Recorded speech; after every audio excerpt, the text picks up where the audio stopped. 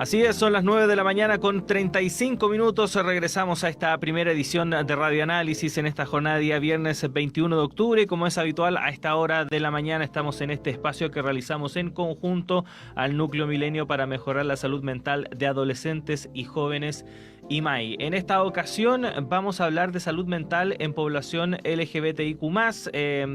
Está junto a nosotros el psicólogo, investigador doctoral en salud pública del Núcleo IMAI, Marcelo Croquet, a quien le damos la bienvenida. Marcelo, ¿cómo estás? Buenos días, gracias por estar con nosotros. Hola, buenos días. Gracias a ustedes también por tenerme. Sí, vamos a hablar de este tema porque efectivamente a nivel internacional, jóvenes lesbianas, gays, bisexuales, trans y otros u otras pertenecientes a la diversidad sexual y de género muestran los peores resultados de salud mental o muestran peores resultados de salud mental que sus pares heterosexuales y cisgénero, observándose además un mayor número de intentos suicidas, ideación suicida, trastornos depresivos, trastornos de la conducta alimentaria, entre otros. Queremos partir conversando contigo, Marcelo, de esta realidad, ¿no? ¿Qué factores influyen en que esto sea así y cómo también esto se grafica en lo que se vive actualmente en nuestro país? Sí, creo que lo primero que es importante considerar que estos resultados son a nivel internacional, es decir, en todo el mundo observamos que la población LGBTIQ+, al compararla con población heterosexual y población heterocisgénero, o sea, perdón, heterosexual y cisgénero, se observan peores resultados en salud mental. También se han documentado peores resultados en salud física. Y a la base de esta mayor prevalencia de problemas de salud mental está el estigma, la discriminación y la violencia que está dirigida hacia esta población. Es decir, eh, básicamente estamos hablando de factores sociales relacionados con cómo la sociedad, digamos, trata o podríamos decir, incluye o no también, o discrimina o no, a las personas de la comunidad LGBT. ¿Ya? Y todos estos factores eh, generan mayores estresores en las personas de la comunidad y esto a su vez genera los mayores problemas de salud mental. Ujú. Marcelo, hemos visto que durante los últimos años se han hecho esfuerzos por tratar de revertir sobre todo la internalización de creencias, prejuicios y actitudes precisamente hacia este grupo de la población, pero sabemos también y es evidente que este tipo de actitudes permanecen en las sociedades y muchas veces se incluso se externalizan de una manera muy violenta. ¿Qué ha pasado finalmente en este proceso, ¿no? Porque efectivamente uno tiende a creer que con los años la sociedad va evolucionando en torno a este tema, pero los problemas siguen estando ahí presentes e incluso agudizándose. Ujú. Sí, en efecto, se ha observado una mayor aceptación hacia la población LGBTQ+. Sin embargo, digamos que la mayor aceptación yo creo que no es igual para todos los grupos dentro del grupo LGBTI+. Hay diferencias. Por ejemplo, las personas trans, género no conforme, personas no binarias, por ejemplo, probablemente reciben menos aceptación e integración social que las personas, por ejemplo, personas homosexuales, personas lesbianas, ¿ya? Entonces, a pesar de que ha habido una mayor aceptación, por ejemplo, en Chile ahora existe una ley de matrimonio, ¿cierto? A pesar de eso, aún persisten formas de discriminación que igual siguen siendo importantes para la salud mental de las personas. Digamos, igual siguen existiendo conductas violentas, discriminación en los colegios, etcétera. Entonces, ahí es donde hay que trabajar en la erradicación de ese tipo de violencia, justamente para promover entornos mucho más seguros para la diversidad sexual y de género. Ujú. Marcelo, ¿cómo se vive esto en la población más joven, población universitaria? ¿Es una situación mayor el problema? ¿Cómo se está viendo también en ese grupo? Sí, yo creo que justamente en población universitaria, mira, mi tesis doctoral es justamente en estudiantes universitarios de la comunidad LGBT. Y pasa que hay un cruce de elementos. Primero, la población universitaria en general ya sabemos que tiene problemas de salud mental importantes. Cerca de un tercio de los estudiantes ha tenido un problema de salud mental al ingreso a la universidad. Y si eso lo mezclamos como los desafíos de justamente del ingreso a la universidad, del inicio de la adultez, lo mezclamos con otros factores, con otros estresores, como por ejemplo lo pueden ser vivir en una sociedad que puede tener estigma o prejuicios hacia personas de la diversidad sexual, eso puede producir como una mezcla de factores, ¿cierto?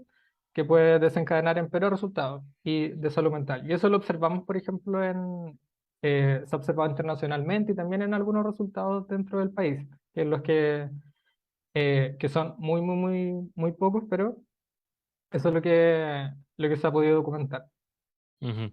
Marcelo, bueno, hay antecedentes que nos han compartido ahí desde el núcleo IMAI que hablan de algunos estudios que han mostrado que los y las jóvenes LGBTIQ+, usan más los servicios de salud mental, pero a su vez reportan mayores barreras para acceder a estos servicios. ¿Qué pasa ahí? ¿Por qué se produce esa dicotomía? Sí.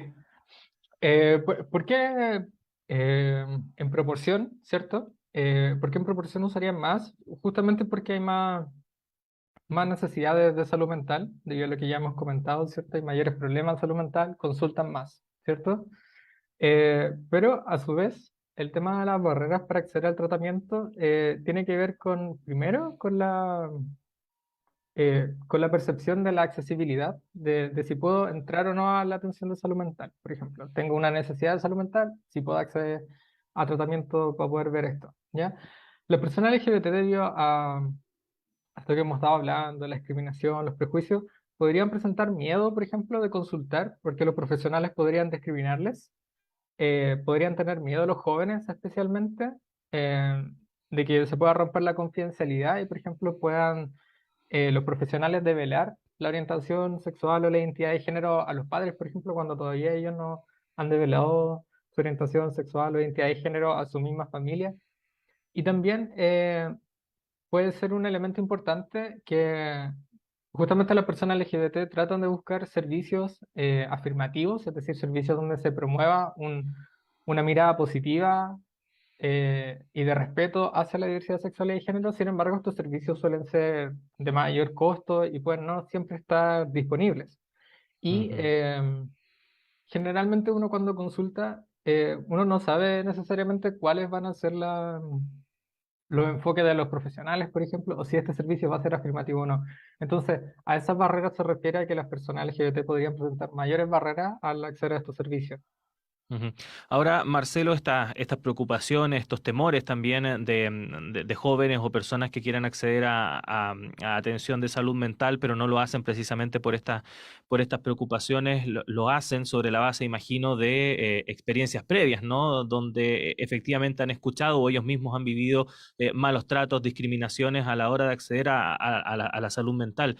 Y eso nos lleva a la pregunta respecto de qué tan preparados están precisamente nuestros profesionales para abordar este tema. ¿Qué está pasando en ese sentido, en el ámbito de la formación o de la capacitación, por ejemplo, de aquellos profesionales médicos que ya están ejerciendo hace años en el sistema de salud? Ujú.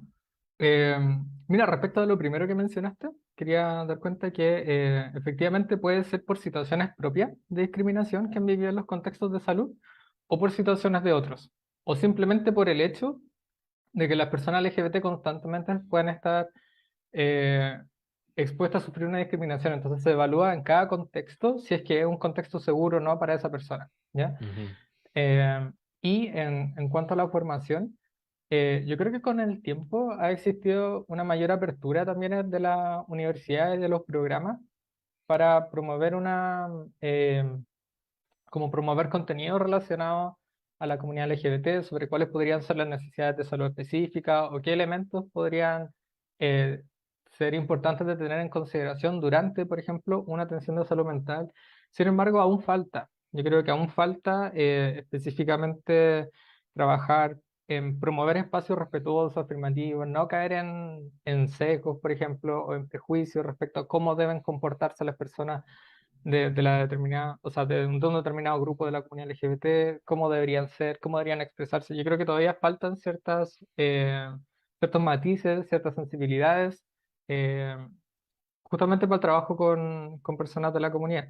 ¿Hay un avance? Sí, pero creo que todavía falta y espero que también eso se pueda promover. Yo creo que eso también sería una tremenda contribución justamente para mejorar la calidad de los servicios y de la atención de salud mental dirigida, por ejemplo, a este grupo. Y de hecho yo creo que si incluso se mejorara la atención hacia el grupo de la comunidad LGBT, eso también, ese tipo de competencias podrían ser incluso importantes para otros grupos minoritarios, otros grupos que también enfrentan estigmas, como por ejemplo podrían ser migrantes, personas de pueblo originario o personas con discapacidad. Entonces podría ser incluso una mejora para los servicios en general.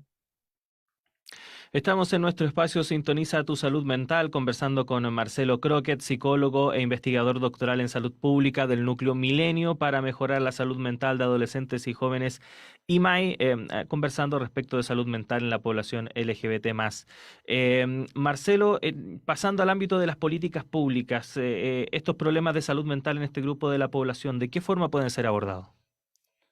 Eh, sí, mira, yo creo que es importante tener en consideración como que uno puede tener medidas directas, digamos como directamente que aborden los problemas de salud mental de la población.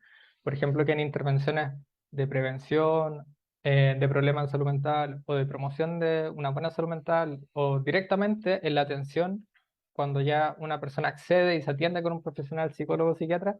En todas esas acciones se tengan en consideración, por ejemplo, aspectos de la comunidad LGBT relacionados con el curso de vida, por ejemplo, con conocer cosas básicas también como qué significa o qué es la orientación sexual, qué es la identidad de género, ¿ya? Eh, en ese sentido, otorgar conocimiento y también sensibilidad y respeto en esos procesos, en ese tipo de intervenciones. Y lo segundo también tiene que ver con el contexto social en el cual estamos insertos. Y en este sentido yo creo que es sumamente importante y es eh, digamos, es como algo que siente mucho la comunidad LGBT, el tema de la violencia dirigida a estos grupos, que es importante tenerlo en consideración. Respecto a, por ejemplo, políticas antidiscriminatorias, promover espacios seguros en las escuelas, en los servicios de salud, como lo hemos estado hablando ahora, y también la igualdad de derechos, ¿ya?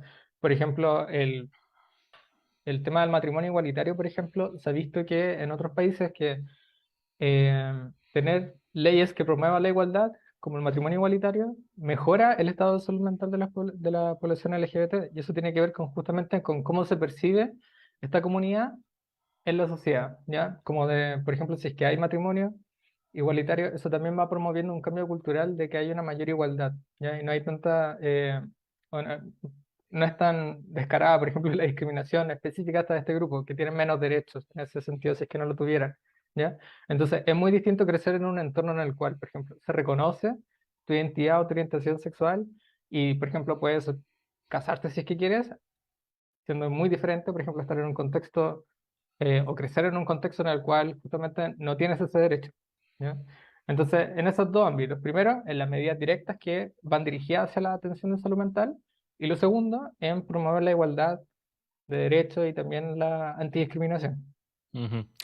Marcelo, a propósito de esto último que mencionabas y pasando quizás a lo mejor a alguna una reflexión más general en estos últimos minutos que nos quedan, porque efectivamente todo esto que hablamos o hacia dónde debiesen ir orientadas estas políticas, sobre todo de lo último que comentabas, pasa por la aceptación, ¿no? Respecto de la diversidad, que es algo que ha costado mucho en nuestra sociedad, sobre todo en algunos sectores, y de hecho este tema que estamos hablando hoy en día es uno de donde más circula desinformación o noticias falsas o tendenciosas en el mundo de las redes sociales e incluso en esferas políticas, sin ir más lejos, las últimas intervenciones que hemos visto en el Congreso Nacional de algunos representantes del Partido Republicano, los ataques en contra de la diputada Emilia Schneider, etcétera. ¿Qué podríamos decir respecto de eso, Marcelo? Respecto de reconocer la diversidad que existe en nuestra sociedad y cómo a partir de ahí avanzar precisamente en políticas que fomenten una mayor igualdad y justicia en el fondo. Ujú. Sí, yo creo que es sumamente relevante como el reconocimiento de la persona LGBT en la sociedad, también de la importancia que tiene este grupo en la sociedad. La sociedad la conforman diferentes grupos de personas, la sociedad diversa, no es uniforme. Yo creo que es importante hacerse cargo de esa diversidad. Eh, Y justamente creo que también es importante el rol de los medios, por ejemplo, en la difusión y de, por ejemplo, de los discursos de odio o de los comentarios respecto al diputado de la carrera. Yo creo que cuando ocurrió eso, por ejemplo, fue muy difundido. Entonces, ¿qué pasa? Primero, la población LGBT se puede ver afectada también por estos mismos discursos que si bien no fue directamente fue específico hacia una persona, ¿cierto? Pero también uno aprende digamos, por la experiencia de los otros también, ¿ya? Si eso le puede ocurrir a la diputada, también le puede ocurrir a uno mismo en la calle, por ejemplo, ¿ya? Entonces es importante no validar estos discursos de odio y justamente también es importante, por el otro lado, eh, promover la visibilidad. Yo creo que es súper importante el rol que puede estar cumpliendo hoy día la diputada, por ejemplo, tener un rol de poder. eh, Porque también da cuenta de que las personas LGBT pueden, y especialmente las personas trans, pueden tener mayores oportunidades. Yo creo que eso también es importante, ¿ya? Eh, que pueden tener un rol importante en la sociedad, que se les debe también respetar, ¿cierto? Eh, y yo creo que promover de cierta manera, o el rol que puede tener, por ejemplo, la diputada en las generaciones más pequeñas también es importante, porque pueden ver un modelo a seguir, de cierta forma, un modelo positivo a seguir. Es distinto crecer con referentes a los cuales uno puede mirar que no crecer con nadie. Por ejemplo, hace, hace varios años los referentes televisivos que podrían existir de personas LGBT podrían ser estereotipados, podrían ser, por ejemplo, en la televisión o el cine, personas que se mueren, ¿cierto?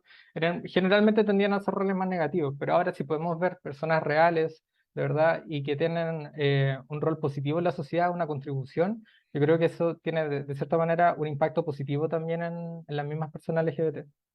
Ujú.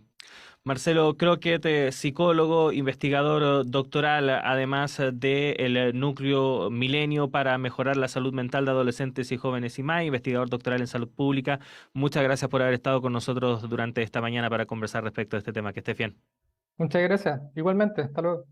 Hasta luego. Ahí está entonces Marcelo Croquet conversando en nuestro espacio Sintoniza tu salud mental que realizamos aquí en conjunto con el núcleo IMAI. Recuerde que si usted necesita ayuda en salud mental puede llamar al Fono Salud Responde al 600-360-7777. En la Fundación Todo Mejora podrá encontrar apoyo y orientación además para la prevención del suicidio adolescente y bullying homofóbico a jóvenes LGBT+.